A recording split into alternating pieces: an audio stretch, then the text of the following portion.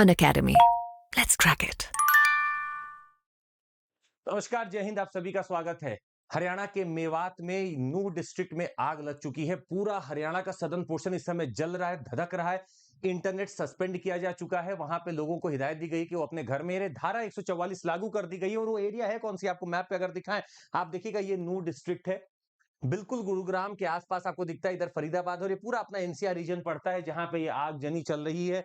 अब तो लगभग उत्तर प्रदेश के भी कुछ जिलों में धारा 144 लागू कर दी गई है।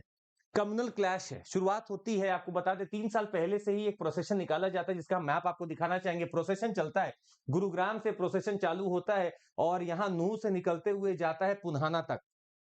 वहां पे नूह में मेवाड़ डिस्ट्रिक्ट के एक मोड़ पे वहां कोई र्यूमर फैलाया जाता है कि एक ऐसा व्यक्ति इस प्रोसेशन में शामिल होने वाला है जो पहले किसी केस में कन्विक्ट है, और बोलेरो को उस व्यक्ति ने जला रखा था, 2 लोगों को जिंदा जला रखा था। बड़ा ही गंभीर केस था वो भी।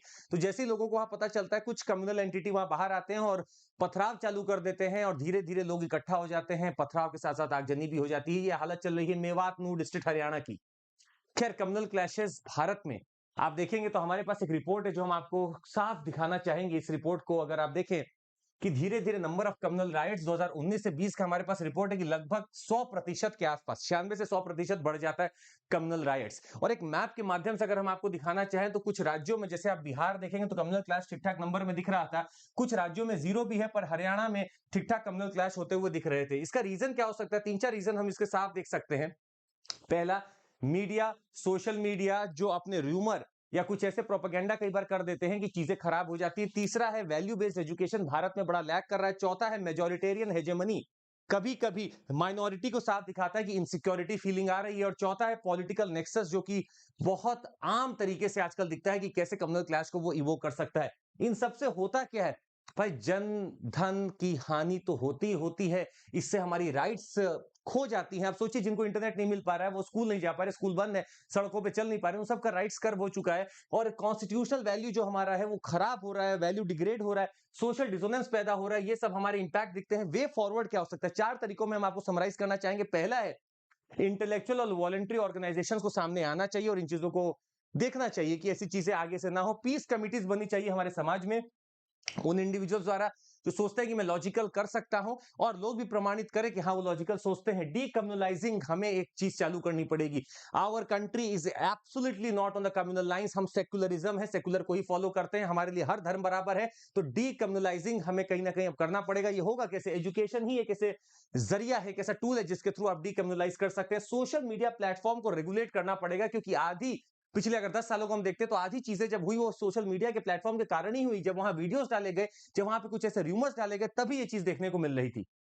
खैर, कुछ जल्दी से हम आपको कुछ चीजें बताना चाहेंगे कि कुछ कॉन्स्टिट्यूशनल आर्टिकल्स हैं जो हमारे सेक्युलरिज्म भावना को साफ तरीके से दिखाते हैं कि हमारा सब धर्म पे भाव है। आप आर्टिकल 25 पढ़ लीजिए, 26 पढ़ लीजिए, 29, 30, और हमारा प्रियम्बल आप पढ़ लीजिए। नीचे कमेंट करके बताइएगा कि भारत के प्रियम्बल में सेक्युलर वर्ड पहले से था या बाद में इंटीग्रेट किया गया है, और अगर बाद में किया गया तो कौन सा अमेंडमेंट था? नीचे कमेंट करके जरूर बताइएगा। पर हमारे पास कॉन्स्टिट्यूशनल राइट्स हैं ऑफ रिलीजन ऑल्सो, हम फ्री हैं प्रोफेस करने को, पर बिल्कुल भी इस फंडामेंटल राइट के तले हम लोग किसी और को परेशान नहीं कर सकते। हमारा फंडामेंटल राइट वहीं तक है जहां किसी और का राइट चालू होता है। ये चीज हमें समझनी होगी। आर्टिकल 29-30 की अगर बात करें तो कॉन्स्टिट्यूशनल जो माइनॉरिटीज के लिए एजुकेशन एंड कॉन्स्टिट्यूशनल राइट्स है वो साफ तरीके से ग्रुप के फॉर्म में दी जाती है। और इतना ही नहीं, आर्टिकल 51A आप पढ़ेंगे जो कि हमारा फंडामेंटल ड्यूटी है, वो भी साफ तरीके से बोलता है, promote harmony and the spirit of common brotherhood amongst all the people of the India transcending religious, linguistic, regional, sexual diversities.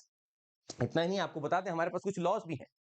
आप अगर आईपीसी धारा पढ़ेंगे तो आईपीसी 153A 153 भी साफ कम्युनलिज्म से डील करता है। कम्युनल वॉयलेंस का एक बिल भी आया था 2005 में जो अभी तक पास नहीं हो पाया। मणिपुर की गवर्नमेंट ने एक ऐसा ही लॉ लेके आया जो लिंचिंग के ऊपर लेके आया 2018 में। कोशिश बस लॉ, जुडिशरी, एग्जीक्यूटिव की नहीं है, कोशिश हमारी और आपकी भी है कि ऐसी स्थिति को हम बिल्कुल ना आने दें, आपसी भाईचारा बना रहे। और इसमें साफ तौर पे एजुकेशन बहुत बड़ा रोल प्ले करती है। जहां आप समझ सकते हैं गंगा जमुनी तहजीब वाला ये देश है, जहां पे हम एक साथ मिलकर रह सकते हैं, रहते आए हैं, इतिहास गवाह है। वहां पे ऐसी चीजों की कोई जगह नहीं है। ये कुछ अराजक तत्व होते हैं, किसी भी पक्ष में हो सकते हैं अराजक तत्व, जो ऐसा काम करते हैं उनको आइडेंटिफाई करना पड़ेगा और उनको चुपचाप कहीं बंद करना पड़ेगा, नहीं तो वो हमारे समाज को खराब कर देंगे। वो कीड़े हैं जो हमारे समाज को खोखला कर सकते हैं, हमारे देश को खोखला कर सकते हैं। हमारा प्रिंसिपल एकदम साफ है, सर्वधर्म समभाव। Thank you so much. Unacademy. Let's crack it.